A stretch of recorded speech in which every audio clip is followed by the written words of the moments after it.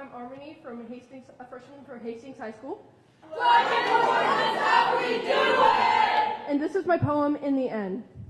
This is really weird to say. I haven't said this before. My mind is trying to entangle my thoughts as I write this down. I've never been great at being vulnerable. I've always been taught that it's okay to cry and it's okay to share your feelings. But I've also been taught to just rub some dirt in it and it's nothing when it really was something. And I brush off a lot of things. Sometimes they don't quite come off my shoulder. Sometimes they climb right back on and sometimes slowly come back into my mind. This time, it wasn't a bad thought, but I kept wiping it away, thinking that I couldn't think that way, thinking that what I thought about you was wrong. And sometimes I still think that, but your smile brings back the good things. Seeing you has helped me stay here one more day, and talking to you every day keeps me excited for the next. Hoping that it will be another good day just because I see you. And when you're not there, I'm tired and can't focus because I'm thinking of you. Your smile, your laugh, everything that you bring to this world I think about. Every time I don't see you, I keep you in my mind. You make me happy. And the days have been much better with you there. You're the moon with my stars surrounding you. The simple Pinterest love quotes we send. My heart talks about nothing but you from Albert Camus. I will look at you across any room and think you are the most beautiful person I've ever seen for as long as I breathe. A.R. Asher. Leaving all of this behind would be the end of me. Living through the days, the weeks, the months, talking to you, seeing you, waving to you, for you to ignore me, to know how I feel and not even acknowledge it, to ask for an answer and you change the topic, leaving me with questions that have no answers. Even if you aren't mine anymore, I still don't want you to be gone forever. Keeping that little bit of connection will always be what I want, even if it's smaller than before.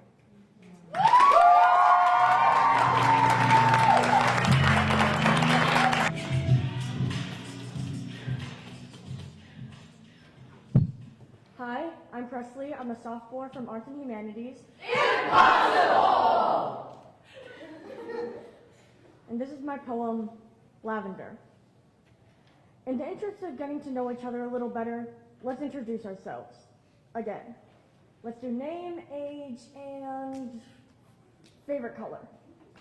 Hi guys, I'm Presley. I'm 15, and my favorite color is lavender. Not just because it's pretty. Well, it is pretty. But also because of that smell, that floral smell. I love using the lavender salt in the shower. The smell is almost good enough. The color is almost beautiful enough to let me forget that my head always hurts, or that I can't remember my friends' birthdays because I always forget, or that I should be more upset about my friend's mom dying. I should be more upset, but I'm not, and I don't know if it's just because I don't care or if I'm already so incapacitated with grieving my own life.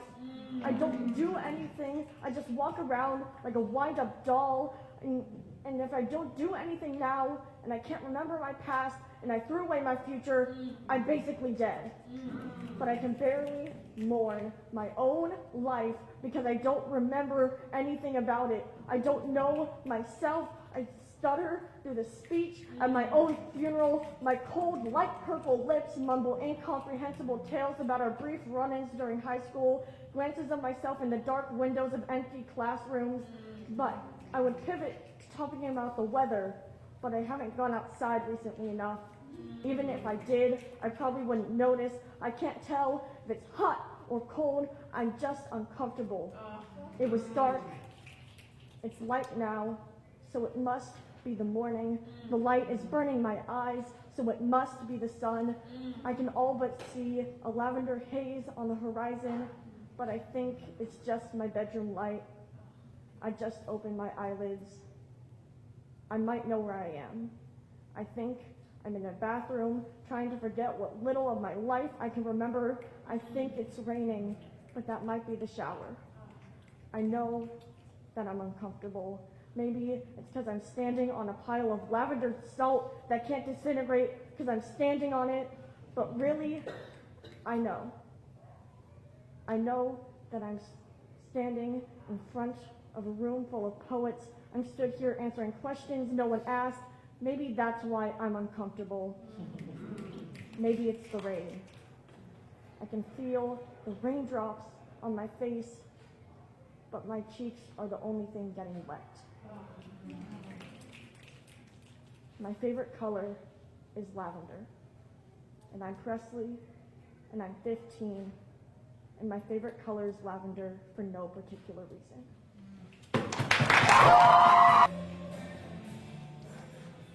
My name is Lee Penn. I'm a freshman at Hastings Senior High.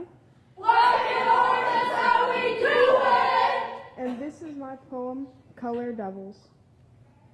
Red as in love, we feel for people after they stay in our lives when a big change happens. Orange with its wonder of animals and humans alike when we discover something new.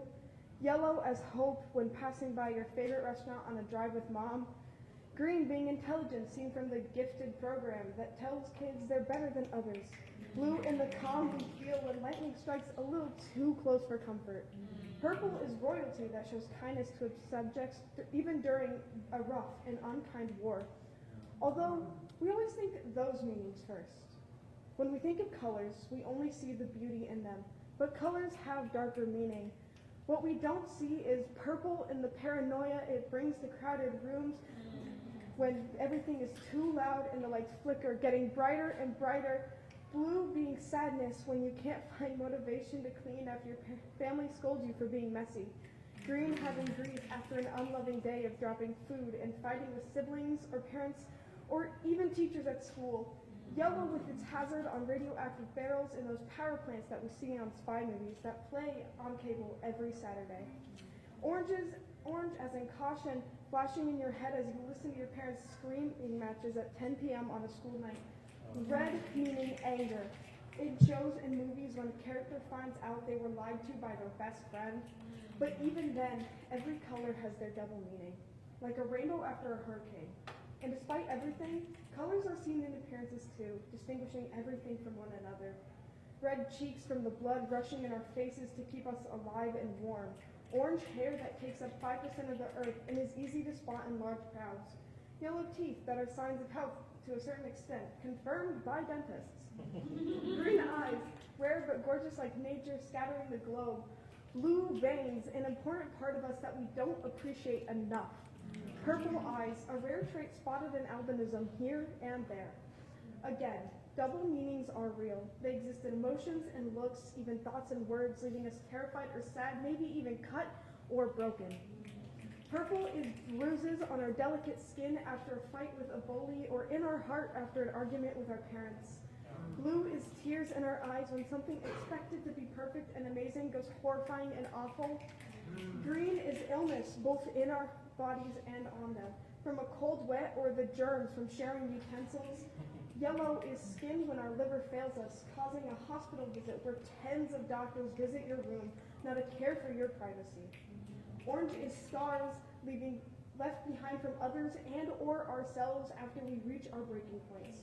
Red is blood that seeps through our wounds painfully, a bitter taste on our tongue as we try to stop the bleed. We are the rainbows of the earth.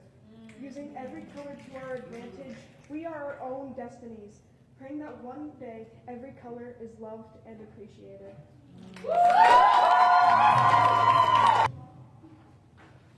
Hello, my name is Kaylee Swanson from Southwest. Yippee! And my poem is called Shattered Glass. This is a story of a girl who's had a life of love, happiness, loss, pain, and grief. It still shows in her eyes like the ice that covers the cracks in the road after a snowstorm. Her mind an endless tornado of thoughts and a whirlwind of emotions. But that didn't start until October 19, 2013. A baby was born. My brother. This child that I had seen for the first time at 7 years old. This child that has never seen the light. But when I saw him, I felt like I wasn't in isolation anymore. The only problem was the fact that I had to take care of that child. That sweet, innocent, beautiful child that I had to be a mother for. My own flesh and blood down to the marrow was my kid, my brother, and my best friend. But is he gonna remember me when I had to hold him on nights when my bio mom had neglected us? How I took care of him when no one else was around, and how I would sing him to sleep when he was scared. Imagine if that 7-year-old had never known what dangers were out there. Would she have grown up a better person? To see her reflection, knowing how much self-hate she's had since 9 years old, or the fact that she never even got to be a kid.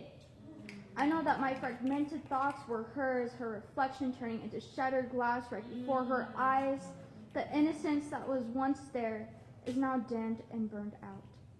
But that little girl can never go back. Almost thinking about it makes me angry. And the hate is more than my mind can take, but alas, my mind can hate all at once, but it won't change a thing.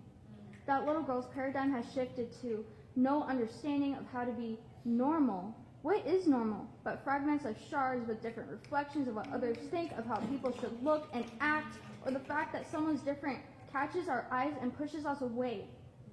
We shouldn't have to fit into societal norms just to be ourselves. I mean, if you think about it, how are we supposed to move forward if we can't see the past?